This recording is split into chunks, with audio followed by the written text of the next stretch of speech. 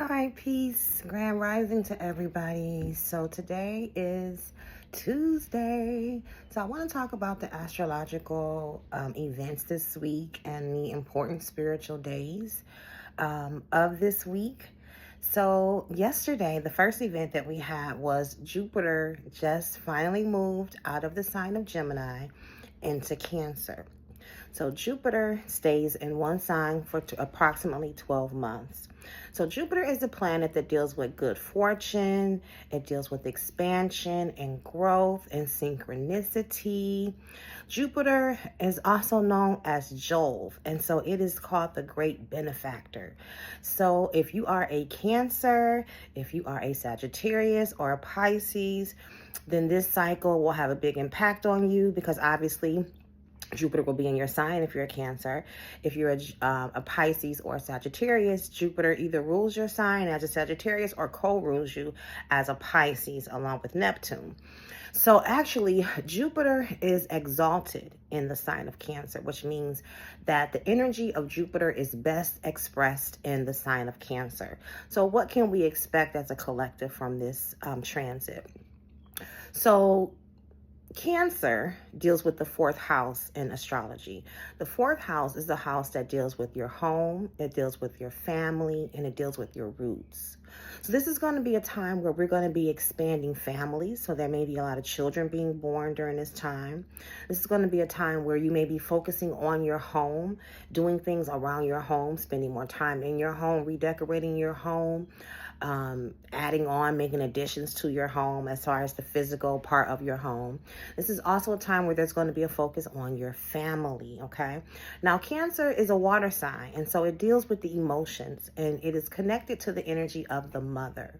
So this is going to be a good time for women. This is going to be a time where you may make a stronger emotional connections in your relationships, where there may be a lot of emotional healing, emotional growth during this cycle. And because Jupiter's energy is best expressed in Cancer, this is going to be a time where there's going to be a lot of good fortune, a lot of abundance, a lot of synchronicity, a lot of gift giving, okay? And so if you are directly impacted by Jupiter, being that you're either one of those three signs, or if you have one of those three signs in your main three aspects, which is your sun, your rising, or your moon sign, this transit is going to have a bigger impact upon you. So next, we have the full moon. The full moon will be on this Wednesday, the 11th, and it'll be a Sagittarius full moon. This full moon, Sagittarius, rules the ninth house, and the ninth house deals with higher levels of knowledge, travel, and so this is going to be a great full moon if you want to focus on raising your vibration, raising your level of consciousness. Full moons are good to do any type of working. So I'm going to be doing a Reiki ritual this full moon, and it'll be geared towards helping us to release any residual energy, stagnant emotions, help us to release emotional trauma, anything that can be holding down your vibration. This Reiki ritual will also help you realign your vibration and your frequency with the higher frequency and vibrations that are coming onto Mother Earth at this time. So this is going to be a really good full moon, very powerful, very transformative, very dynamic full moon. So if you're a Sagittarius, this is going to impact you a lot. I am a Sagittarius, so this is my full moon.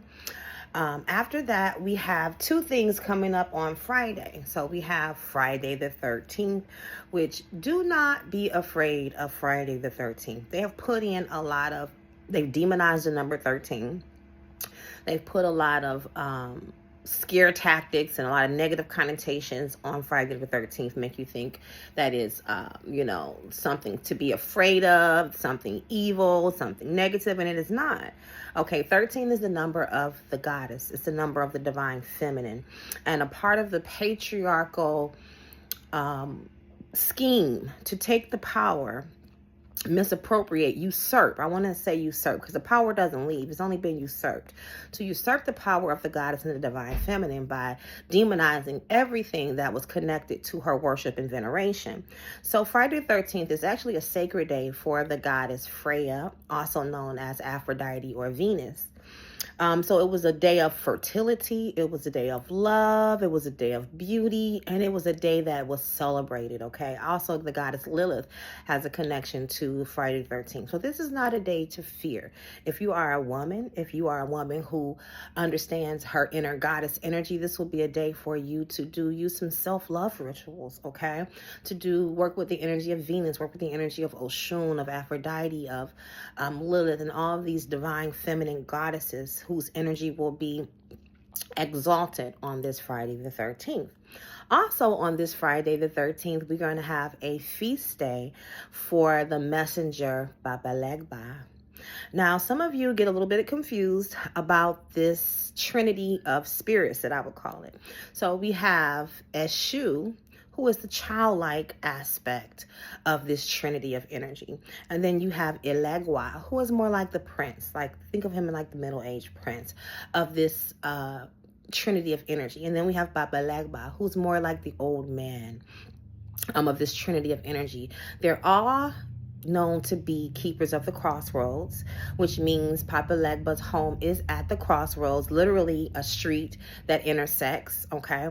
Three-way crossroads and four-way crossroads, but three-way crossroads are especially connected to him. His number is 3.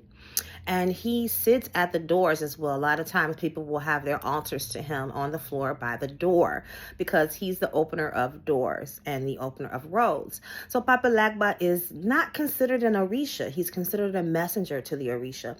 So he's called first in all rituals. And in order to connect with the other Orishas, you need to first have a connection with Papa Legba because he's the messenger. He opens the roads and delivers communications to the other Orishas, as well as Papa Legba is often petitioned when you're trying to bring in something new. So he opens roads, which means that he he brings in new opportunities. He removes obstacles and stops setbacks and delays in your life. So he's a very powerful deity to work with. A lot of people also work with him when in dealing with trying to manifest work, right? And Papa Legba also deals with information. So he's really good if you're trying to obtain information. Now, he's a trickster, okay? So he has a little tricky way. He's very tricky, like trickster spirit. Likes to play tricks, very changeable, very mutable energy, okay? So one of the ways that people tend to work with Papa Legba is leaving pennies at the crossroads for him is one well-known way to work with Papa Legba, or by going to the crossroads and leaving him offering and petitioning him there at the intersections, okay? So I am going to be doing a community Papa Legba ritual offering, and you can be a part of that, as well as the full moon Reiki ritual that I'm doing on this coming Wednesday. So if you're interested in being a part of any of the community rituals that I'm doing, you can go to my website, www.enchanteddivas.com, purchase your petition. Both of them are only $88 a piece, very nominal fee for very powerful workings.